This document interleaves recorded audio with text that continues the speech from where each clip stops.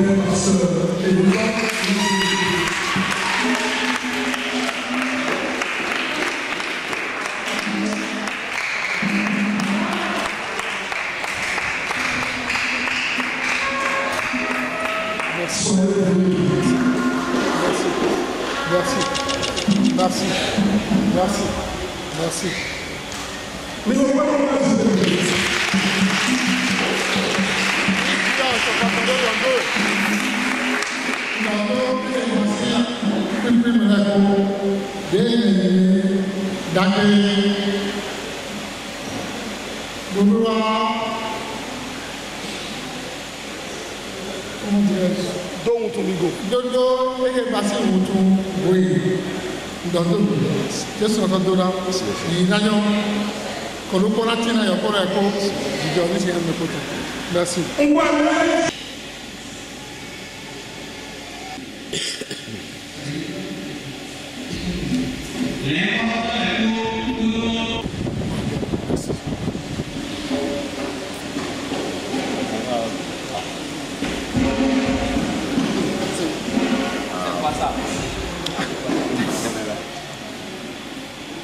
Alors, papa. C'est bon. Ok. Merci.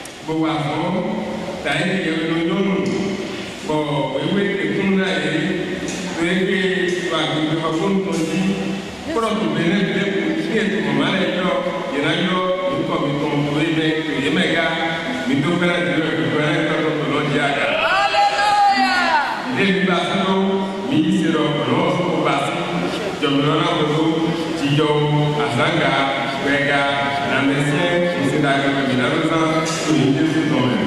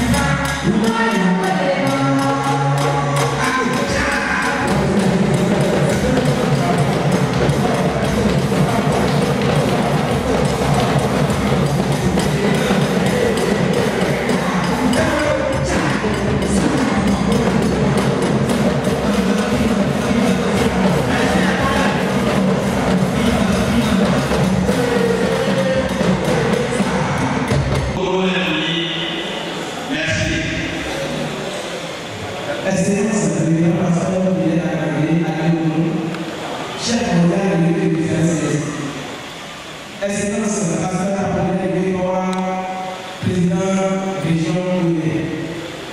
Excellences, pasteur Sylvestre Nord, président sous-région Congo A. Excellences, général suprême et évangéliste Patrice Lomien, président du bureau national de supervision des Corans. Excellences, supérieur évangéliste Jacques Bossou, président du bureau régional de suivi des Corans de l'Uruguay.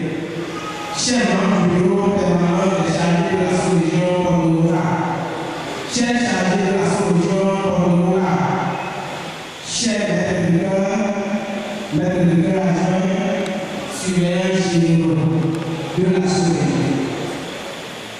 Très chers touristes et invités, mesdemoiselles, mesdames et messieurs, chers frères et sœurs en Seigneur Jésus-Christ,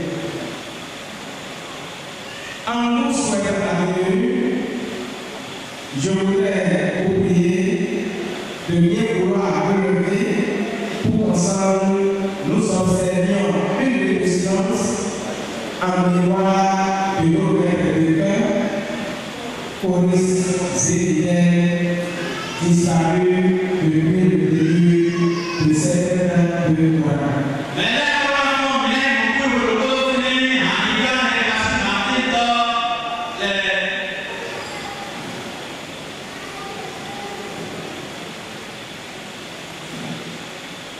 Merci.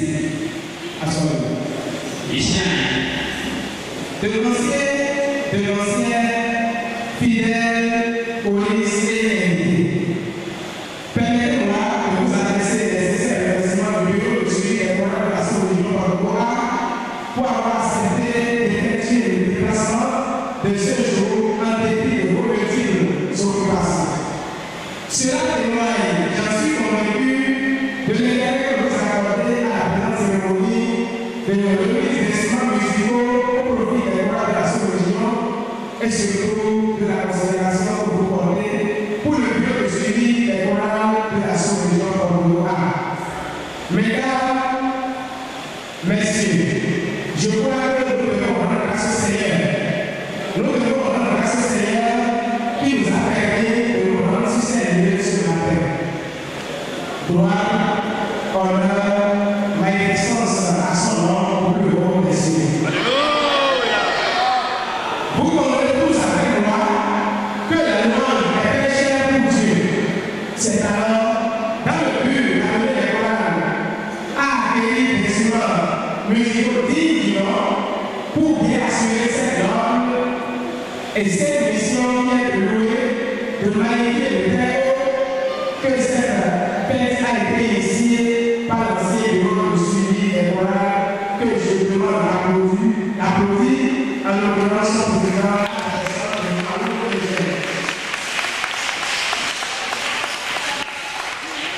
L'actuel bureau de suivi des Corans a alors décidé de glisser la nouvelle corde à l'ancienne, ce qui fait l'objet de cette cérémonie.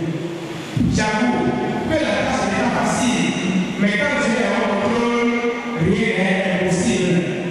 En effet, pour cette 8e édition, nous avons eu 3 grandes participantes, dont des pays régulièrement inscrits pour la partie.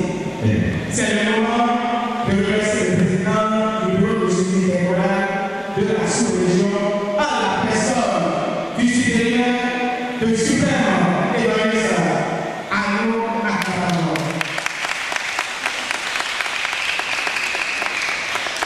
Et c'est la manière de la caractère que je demande de m'assurer.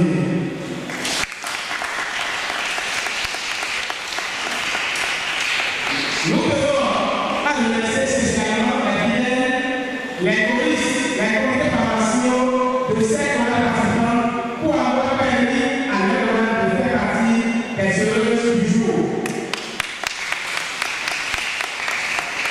Nous remercions infiniment le bureau de suivi des Corans de la région de l'Uruguay, en l'occurrence son président, le supérieur Seigneur Jacques Bossou, pour son soutien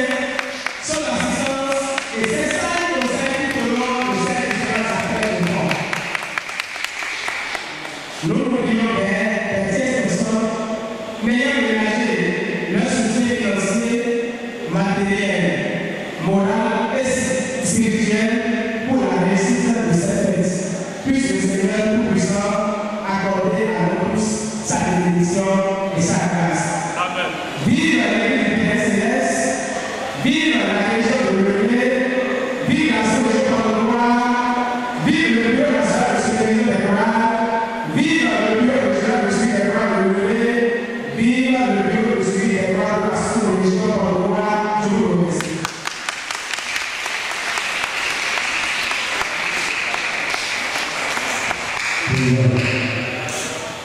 Alléluia. Alléluia. Alléluia. Au Père de Dieu,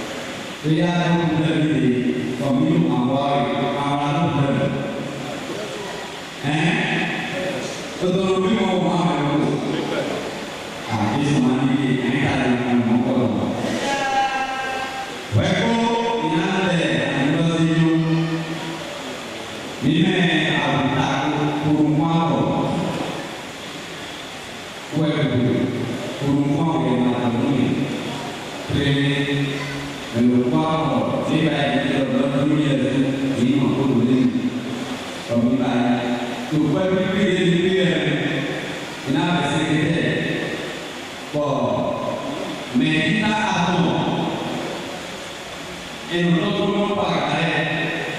Nous pouvons pas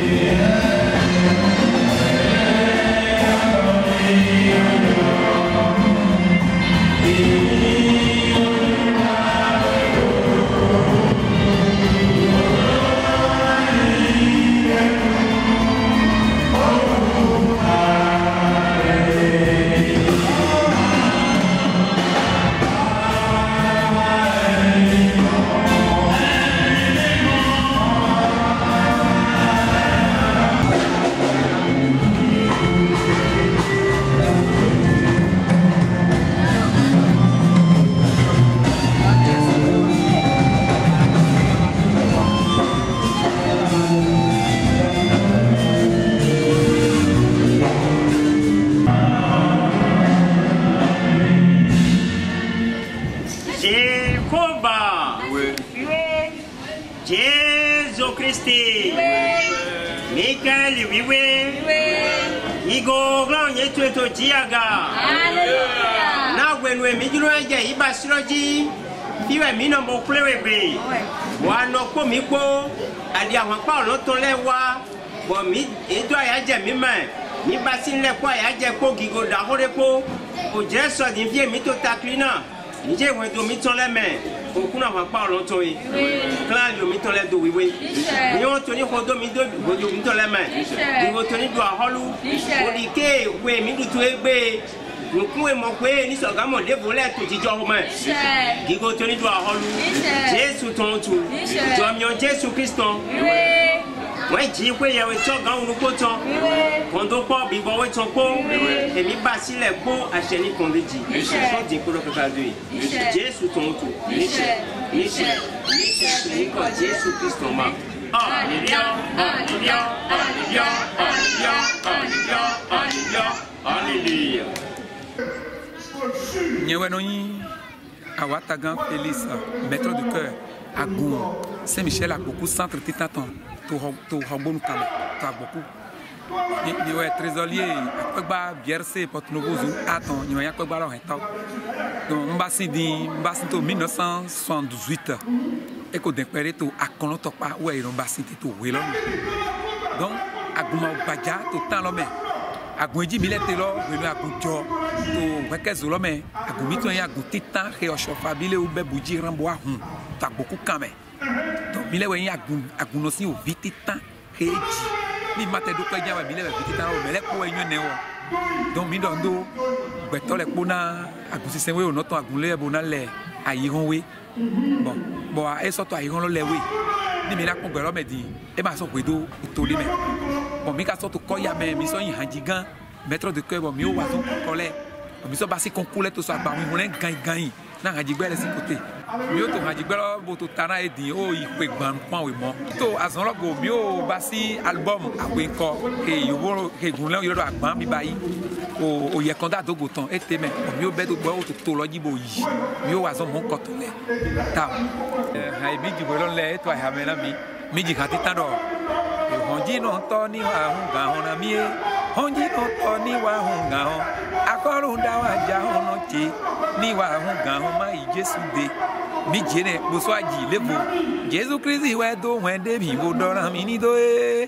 gigo honji on va do wen de mi ni bo ka dora mi ni do mi na dora nu ko to le ni se mi na dora mama le ni se mi me ko sia po so we ya yo ho e ne odo o we jan to me lewe bi chanson bo do basi o ha ene le to we ronu bo se do ateroji me kana gwalo na melewe mami kanji e mo mi aso wa so nga mo to kan yi me anji gbe si azoro ma bo a o ma lo pade pe me kripo rapo e be kripo do mi ni akunu nu ainga nu kun me di me no fle ko ma bewe fu bewe so friend me to take away tout ça là donc azoro do a o fiesta suru kawe mi ka ide kon do ni ai suru bo wa to fi ana do ale lo to no me do mi mo ya to wele me do e do pipa e do le ko na voto ai me shiba pipa ha cho e na ko to te e do si pa lo e so mo bi to lisien te me ni ete ya do na mi no te ko jan we je ma ka jo do to so ko ja o pe mi na do na jiwe we na ma bo awo me yin nu ko to mi ton le we nu e ye ho go jo mi do e ma na ko na jiwe yo ba mi wa former yo pore former le pore ko je ton ko nu ko to le si a ko Saint-Michel beaucoup e ton lo si ko no me yo pore ko nu bo mi wa gba yon lo to so e siegbe neti mi no dodo partition de no jido gbe gbogbo eneme mi to de mi ji france so akure pe ma ji ko ma o to e don ko mi wa so to so yo pore ye ko nu ye ko to nu e ko ji yo po pe chaton pe chene pe wi awe le kele we mbe wa ko ka wa pe to de pe to ka o pe kande le donc ko je zi asiara da gabon aya ijero gbe to te kaka je di bo zandi ya zo zi ajoro na mi di to goro me baba che de ji mo we no ko to ko si me o mo ko to ma ti bo e mo no bo ya de so ajimi so ayi hasino bo to si han lo bo e mo ji mo kere we Yesu de wa mo wa ka wa jobo e wa do am do baba che mu e no ko pa sa lo wule Yesu o Yesu de do asan lo ji den de ji de bi de Yesu to ji ko do le ti popole ko to haji bo sega sai ma kun lo e no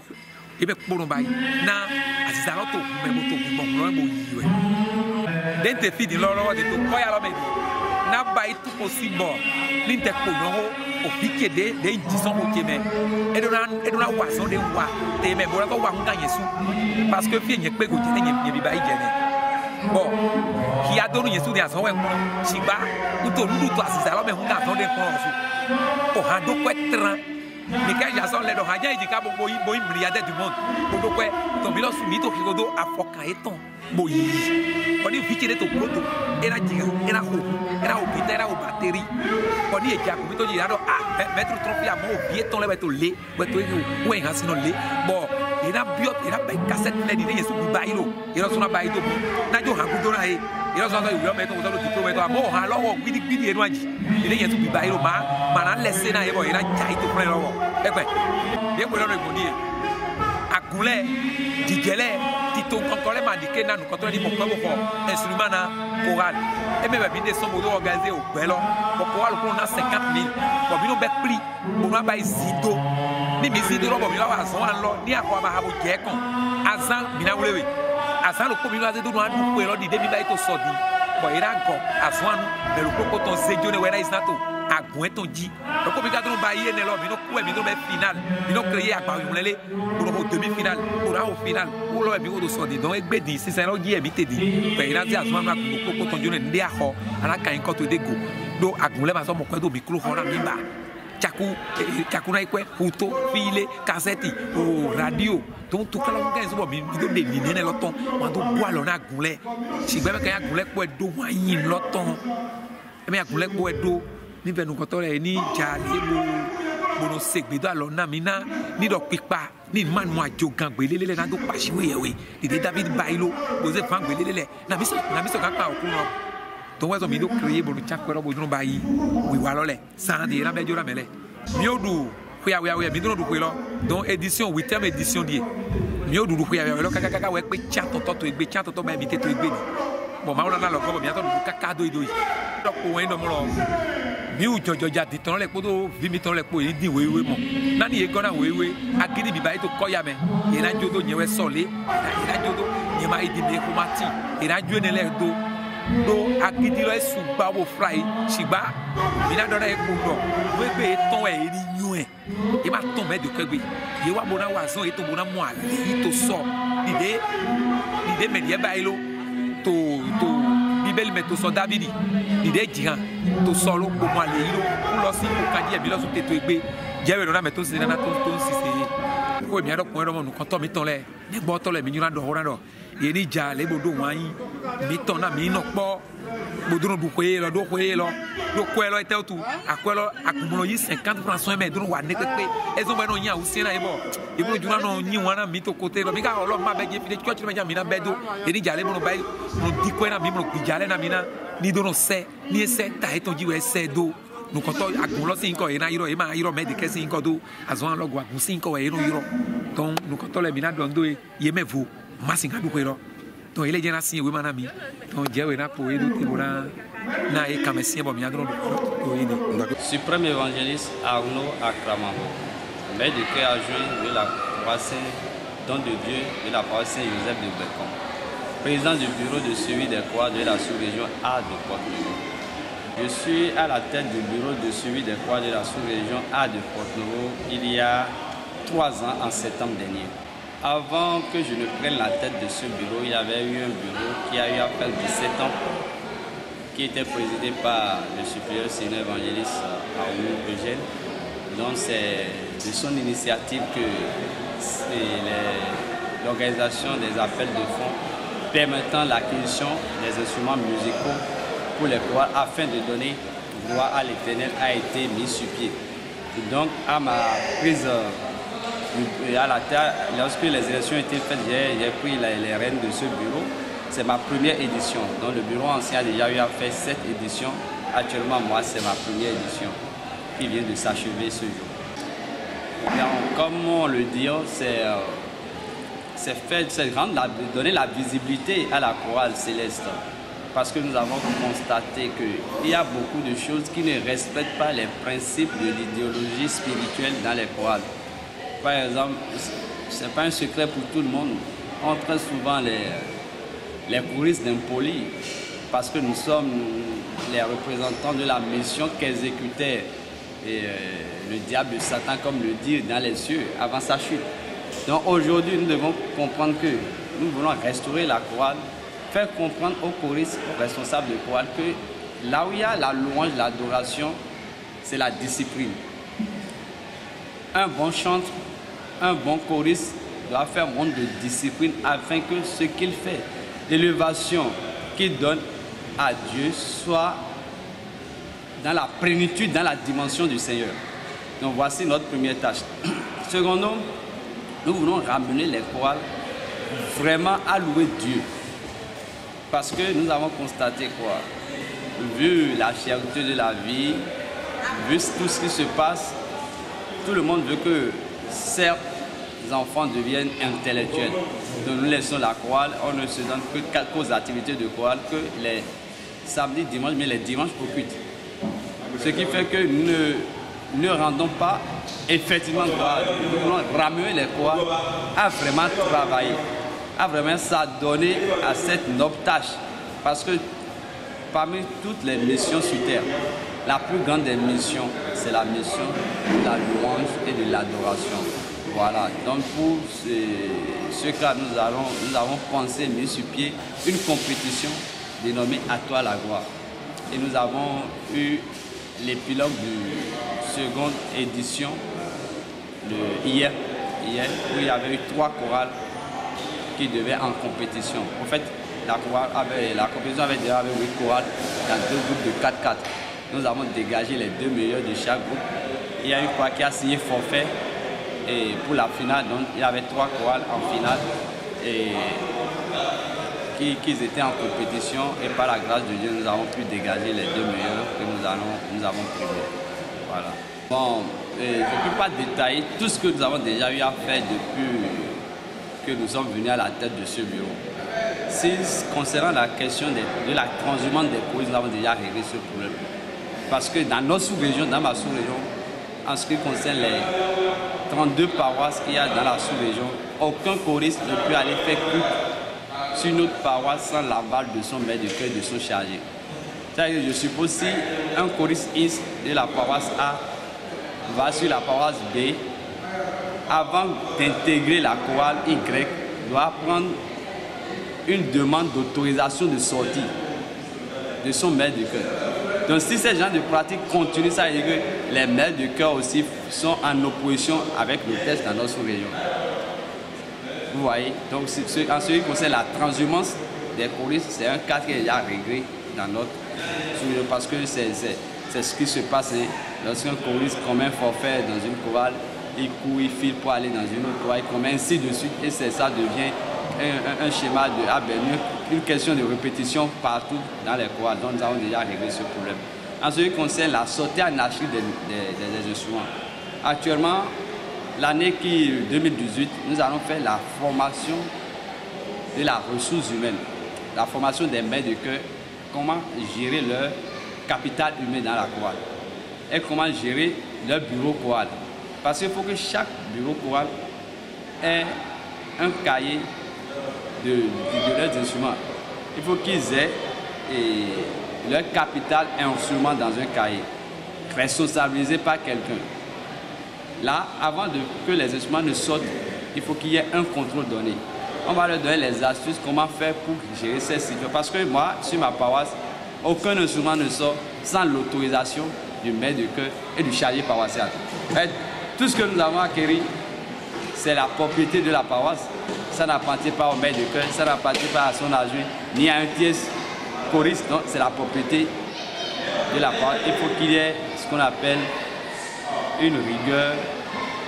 Il faut qu'il y ait des tests pour régir comment gérer ces choses pour que nous puissions en jouir du fruit de ces instruments. Et j'avoue que ce n'est pas facile, surtout tout au début, parce que comme je l'ai dit dans mon introduction, on traite souvent les choristes de rebelles. Donc, il va falloir qu'on explique, aller au fond de nos idées avant qu'on nous comprenne dans son sens aisé. Mais je peux dire que notre présence sous-région nous accompagne. Parce que nous avons pu faire des séances avec eux pour leur faire montrer pour leur faire montre du bien fondé de nos idées et la majorité des chargés nous soutiennent et nous accompagnent. Nous rendons d'abord grâce à l'Éternel pour ce qu'il nous a fait. Certes, les fruits ne sont pas allés au bout de nos attentes, mais nous nous rendons grâce parce que tout ce qu'il fait est bon. Nous aurons aimé aller plus loin parce que nous avons prévu des choses dans notre cahier de charges que nous n'avons pas pu atteindre à cause de la morosité économique. Nous savons qu'il y a des difficultés. Nous avons des difficultés aujourd'hui dans le pays où les ressources humaines sont l'assainissement